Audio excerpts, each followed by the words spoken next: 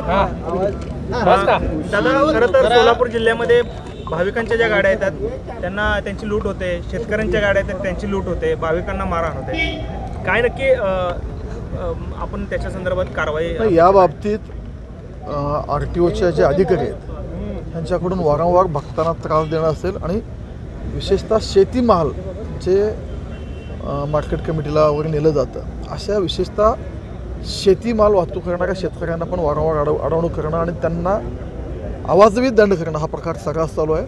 मी माननीय मुख्यमंत्री साहेबांच्या कानावर हा विषय घातला, लेखी पत्र दिलेलं आहे आणि माननीय मुख्यमंत्र्यांनी RTO कमिशनर जे आहेत त्यांना त्वरित सूचना दिल्या आहेत की असे कोण काम करत असतील अशा अधिकाऱ्यांवर कारवाई करा, अशा सक्त सूचना माननीय मुख्यमंत्र्यांनी दिल्या आहेत. त्याच्यानंतर माझंही कमिशनर साहेबांसोबत बोलणं झालेलं आहे. त्याच्यासाठी जे जे दंड केले ते पुरावे मी त्यांना जोडलेले आहेत आणि मला त्याने आश्वस्त केलेलं आहे की अशा अधिकाऱ्यांवर निश्चित कारवाई करू. जे भक्त अक्कलकोटला येतील, जे शेतकरी शेतीमाल घेऊन जातात अशा लोकांना त्रास होऊ नये याची काळजी घेणं शासनाचं काम आहे आणि अशा अधिकाऱ्यांवर निश्चित कारवाई होईल. दादा, खरोखर शेतकऱ्यांचा छोट्या हद्दीमध्ये माल जातो अशा गाड्यांवर 20-25 हजारांचा दंड डायरेक्टली टाकला जातो त्यांना.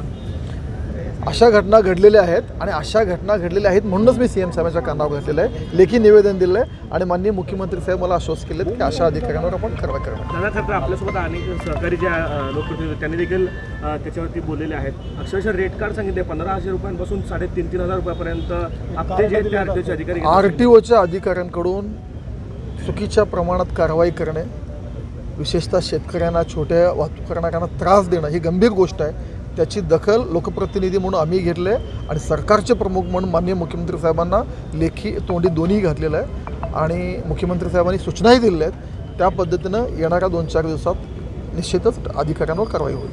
Okay, thank you.